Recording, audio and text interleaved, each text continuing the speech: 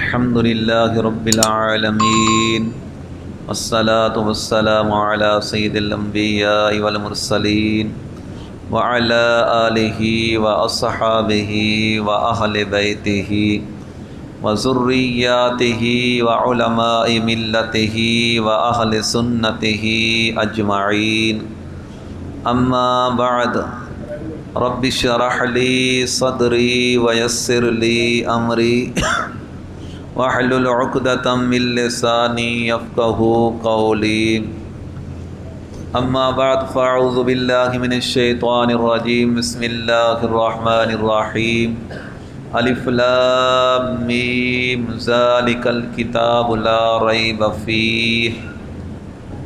وفي مقام آخر إنا أنزلناه في ليلة القدر وما أدراك ما ليلة القدر. ليلة القدر خير من 1000 شهر. تنزل الملائكة والروح فيها بإذن ربهم من كل أمر سلام هي حتى مطلع الفجر. آمنت بالله صدق الله العظيم. ان اللہ وملائکتہ یصلون علی النبی یا ایھا الذین آمنوا صلوا علیہ وسلموا تسلیما. کوئی زبان خاموش نہ رہے، سارے بلند آواز سے حضور کی ذات پر درود و سلام کا نذرانہ پیش کریں. الصلاۃ والسلام علیک یا سیدی یا رسول اللہ وعلی آلک وصحابک یا سیدی یا حبیب اللہ. الصلاۃ والسلام علیک یا نبی اللہ وعلی آلک وصحابک یا نور اللہ. عصیاں سے کبھی ہم نے کنارہ نہ کیا. عصیاں کہتے ہیں گناہوں کو. عصیاں سے کبھی ہم نے کنارہ نہ کیا، پر تو نے دل آزردہ ہمارا نہ کیا. ہم نے تو جہنم کی بہت کی تجویز، لیکن تیری رحمت نے گوارا نہ کیا. یہ تقریباً 10 منٹ کا بیان ہے. قرآن مجید کی عظمت اور شان، اور ساتھ میں شب قدر کا بھی تھوڑا سا ذکر ہوگا. اللہ تعالیٰ نے قرآن مجید میں ارشاد فرمایا، الف لام میم ذالک الکتاب لا ریب فیہ. الف لام میم یہ اللہ اور اس کے رسول کے درمیان راز و نیاز کی بات ہے. ذالک الکتاب لا ریب فیہ، یہ وہ کتاب ہے لا ریب ہے جس کے اندر کوئی شک شبہ نہیں ہے. اس کے اندر شک شبہ ہو بھی کیسے سکتا ہے؟ اس کو نازل فرمانے والا رب العالمین ہے، اور جو لے کر آیا ہے وہ روح الامین ہے، اور جس پر نازل ہوئی ہے وہ ہے رحمت للعالمین. نازل فرمانے والا بھی نور ہے، جو لے کر آیا ہے وہ بھی نور ہے، اور جس پہ نازل ہوئی ہے وہ بھی نور ہے. پھر کیوں نہ یہ کتاب نور علی نور ہے. یہ کتاب اللہ تعالیٰ نے اتاری ہے، اور یہ قرآن مجید یہ ایسی کتاب ہے جس کے اندر کوئی شک شبہ نہیں ہے. برکت ہی برکت ہے، رحمت ہی رحمت ہے، ہدایت ہی ہدایت ہے. یہ وہ قرآن ہے جس کو اللہ نے مومنوں کے لیے شفا فرمایا ہے. رحمت للمؤمنین، شفا، اور شفاء لما فی الصدور فرمایا کہ یہ مومنوں کے دلوں کے لیے شفا ہے. الحمدللہ جب ہم رب کا قرآن پڑھتے ہیں یا رب کا قرآن سنتے ہیں، ہمارا دل شیشے کی طرح صاف ہو جاتا ہے. یہ وہ قرآن مجید ہے جس کو ہم تراویح کی حالت میں پڑھتے ہیں. کبھی کبھی ایسا ہوتا ہے اللہ کا محبوب یہاں قرآن ہمارا سننے تشریف لاتے ہیں.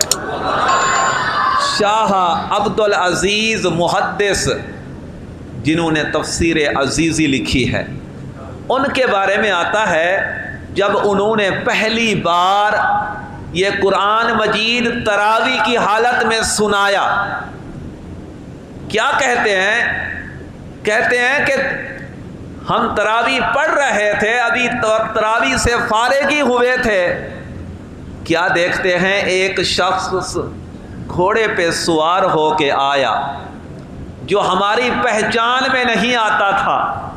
اس نے آ کر کہا کیا یہاں حضور صلی اللہ تعالیٰ علیہ وآلہ وسلم تشریف لائے ہیں؟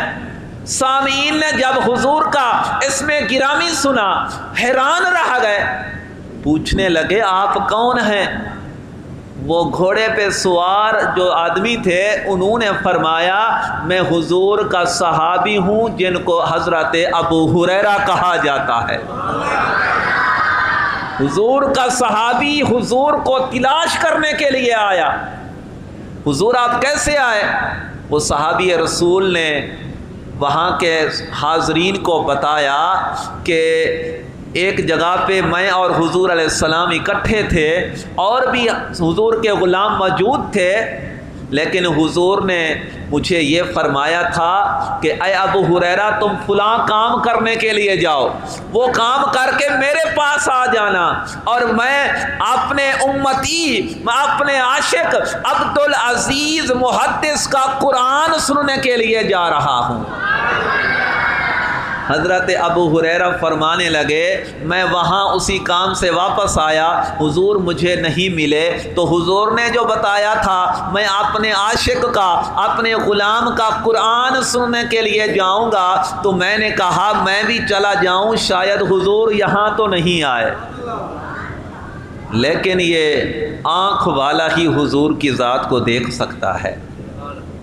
جہاں پہ حضور تشریف لاتے ہیں ہم تو بس یہی کہتے رہتے ہیں سنا ہے کہ آپ ہر عاشق کے گھر تشریف لاتے ہیں، سنا ہے کہ آپ ہر عاشق کے گھر تشریف لاتے ہیں، میرے گھر میں بھی ہو جائے چراغاں یا رسول اللہ۔ یہ قرآن صرف پڑھنے والے کو نہیں بخشواتا، پڑھنے والے کے والدین کو بھی بخشواتا ہے، پڑھنے والے کے خاندان کو بھی بخشواتا ہے، پڑھنے والے کے ساتھ دوستی رکھنے والے کو بھی بخشواتا ہے، پڑھنے والے کا ادب احترام کرنے والا آدمی اس کو بھی بخشوا دیتا ہے۔ کیوں؟ اس لیے کہ اللہ کی رحمت بہانہ تلاش کرتی ہے۔ کوئی بہانہ مل جائے بندے کی بخشش کر دوں، کوئی بہانہ مل جائے، اسی بہانے کو لیتے ہوئے شب قدر کی طرف آتے ہیں۔ اللہ تعالیٰ نے یہ جو شب قدر حضور علیہ السلام کو عطا فرمائی، حضور کے صدقے اللہ نے یہ شب قدر حضور کی امت کو عطا فرمائی، یہ ہماری بخشش کا بہانہ ہے۔ کیسے ہماری بخشش کا بہانہ ہے؟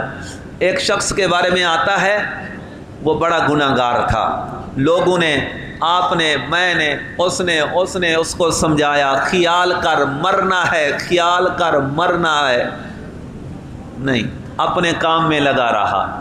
جب وہ فوت ہو گیا تو کسی نے اس کو دیکھا بہت اچھا لباس پہنا ہوا ہے، اعلیٰ درجہ ملا ہے اس کو جنت کا۔ پوچھنے والے نے پوچھا تو اتنا گناہ گار تھا، بدکار تھا، یہ کیسا انعام اللہ کی طرف سے تمہیں ملا؟ بات ہو رہی ہے کہ اللہ تعالیٰ کی رحمت بہانہ تلاش کرتی ہے۔ ہمیں یہی حکم ہے چھوٹی سی چھوٹی نیکی نہ چھوڑیں، ہو سکتا ہے اسی چھوٹی نیکی کی وجہ سے اللہ تعالیٰ ہماری بخشش فرما دے، اسی چھوٹی نیکی کی وجہ سے اللہ تعالیٰ ہمارے بڑے بڑے گناہوں کو معاف فرما دے۔ تو اس شخص نے کہا میرے گناہ تو بہت تھے، لیکن ایک میری عادت تھی کہ جب کسی جگہ پہ میں بیٹھا ہوتا تھا کوئی شخص قرآن لے کے آتا تو میں قرآن کو دیکھ کے کھڑا ہو جاتا تھا، قرآن کا ادب کرتا تھا۔ میں نے بھی وہ لوگ دیکھے ہیں، مثال کے طور پہ کسی جگہ قلخانی ہو رہی ہے، ایک بچہ ختم قرآن مجید 30 سپارے لے کے آ رہا ہے، دونوں جہان کا بادشاہ، قرآن مجید دونوں جہان کا بادشاہ کوئی بچہ لے کر آیا، میں نے کئی لوگوں کو دیکھا ہے وہ دیکھ کے کھڑے ہو جاتے ہیں، وہ بڑے برکت والے لوگ ہیں، وہ لوگ بڑے خوش نصیب ہیں کہ رب کے قرآن کا اتنا ادب کرتے ہیں۔ ہم تو اپنے والدین کا ہی ادب نہیں کرتے، جو حق ہے اور یہ بھی حق ہے، ادب کرنا چاہیے۔ بیٹھے ہوں والدین آ جائیں، ہمیں کھڑا ہونا چاہیے۔ استاد کے لیے تو کبھی کبھی کھڑے ہو جاتے ہیں، لیکن والدین کے لیے کسی کو دیکھا ہے جو کھڑا ہوتا ہے۔ اس شخص نے کہا میرے پاس اور کوئی عمل نہیں تھا، جہاں بیٹھا ہوتا تھا وہاں اگر رب کا قرآن کوئی لے کر آتا یا وہ شخص آ جاتا جس کے سینے میں رب کا قرآن ہے، میں قرآن کی وجہ سے اس کے لیے کھڑا ہو جاتا، اس کا ادب اور احترام کرتا۔ اللہ کو میری یہ نیکی پسند آئی ہے جس کی وجہ سے اللہ نے میرے سارے گناہ بخش دیے ہیں۔ آخری بات کرتا چلوں، انا انزلناہ فی لیلۃ القدر، شب قدر کی رات یہ ایسی رات ہے جو 1000 مہینوں سے بھی بہتر ہے۔ کیا مطلب؟ کہ ایک شخص 1000 مہینے 83 سال 4 مہینے اگر کوئی ایک شخص عبادت کرتا رہے نا، دن رات عبادت کرتا ہی رہے، اس کی عبادت کا کم ثواب ہے، اور جو شخص شب قدر کی رات اسی ایک رات عبادت کرتا ہے اس کا ثواب زیادہ ہے۔ اس کے علاوہ 83 سال کی عبادت کا ثواب اس سے کم ہے۔ تو اس بہانے سے ہم اس رات شب قدر کی رات جو ہے ہم عبادت میں گزارتے ہیں، اللہ کا ذکر کرتے ہیں، اس کے رسول پر درود و سلام پڑھتے ہیں، قرآن کی تلاوت کرتے ہیں۔ وجہ یہی ہوتی ہے کہ اس رات کے صدقے ہو سکتا ہے اللہ ہماری بخشش فرما دے۔ ایسی شب قدر کی رات ہے کہ جس رات کے اندر سمندر کا کڑوا پانی، کتنا کڑوا پانی ہے سمندر کا، بے حد کڑوا، اور وہ اس رات شب قدر کی رات چینی والے پانی کی طرح میٹھا پانی ہو جاتا ہے۔ تو اس رات کی بڑی برکتیں ہیں، جتنا بھی ہو سکے اس رات کے اندر شب بیداری کریں، قرآن مجید کی تلاوت کریں، کثرت کے ساتھ نوافل پڑھیں، 12 رکعت نماز نفل پڑھنے ہیں اور 4 رکعتیں کر کے پڑھنی ہیں۔ ہر رکعت میں ایک بار سورہ قدر انا انزلناہ فی لیلۃ القدر ہر رکعت میں، اور ساتھ میں ہر رکعت میں 15 بار سورہ اخلاص پڑھنی ہے۔ 12 رکعتیں پڑھنی ہیں، اس میں ہر رکعت میں سورہ فاتحہ کے بعد ایک بار انا انزلناہ فی لیلۃ القدر سورت پڑھنی ہے، اور ساتھ میں 15 مرتبہ جو ہے سورہ اخلاص پڑھنی ہے۔ ہر رکعت میں اسی طرح پڑھنا ہے، 12 رکعتیں پڑھنی ہیں، 4 رکعتیں کر کے پڑھنی ہیں۔ اس کے علاوہ 2 رکعتیں اور بھی ہیں، اس میں سورہ فاتحہ کے بعد 3 مرتبہ سورہ قدر پڑھنی ہے، اور 27 مرتبہ جو ہے یہ سورہ اخلاص پڑھنی ہے۔ اس طریقے سے یہ نوافل پڑھنے ہیں۔ اگر کسی کو اس کی سمجھ نہیں بھی آتی نا، 12 رکعتیں جو ہیں وہ 4 کر کے پڑھنی ہے۔ ہر رکعت میں سورہ فاتحہ کے بعد 1 مرتبہ سورہ قدر پڑھنی ہے، اور 15 بار ہر رکعت میں سورہ اخلاص پڑھنی ہے۔ اس طریقے سے یہ 12 نوافل ادا کرنے۔ اگر یہ کسی کو نہیں بھی سمجھ آتی، جو بھی صورت آتی ہے، مطلب تو یہ ہے کہ رب کی بارگاہ میں قیام کرنا ہے، زیادہ دیر رب کی بارگاہ میں نماز پڑھنی ہے، وقت اسی میں ہی گزارنا ہے۔ تو کوشش کرنی ہے جتنا بھی ہو سکے۔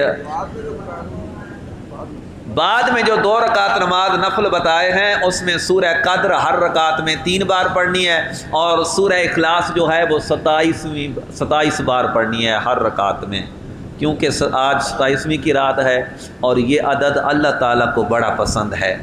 تو تقریباً یہ 11 ہونے والے ہیں، پورے 12 بجے ہم جو ہیں صلاۃ و تسبیح کی نماز جماعت کے ساتھ ادا کریں گے۔ 1 گھنٹہ ٹائم باقی ہے، اس کے اندر جتنا بھی نوافل ہو سکے، قرآن کی تلاوت ہو سکے، ذکر اذکار ہو سکے وہ کرنا ہے۔ اللہ تعالیٰ کی بارگاہ میں دعا ہے میرے چند کلمات اپنی بارگاہ میں قبول و منظور فرمائے۔ فقیرانہ آئے صدا کر چلے، میاں خوش رہو ہم دعا کر چلے، وما علینا الا البلاغ۔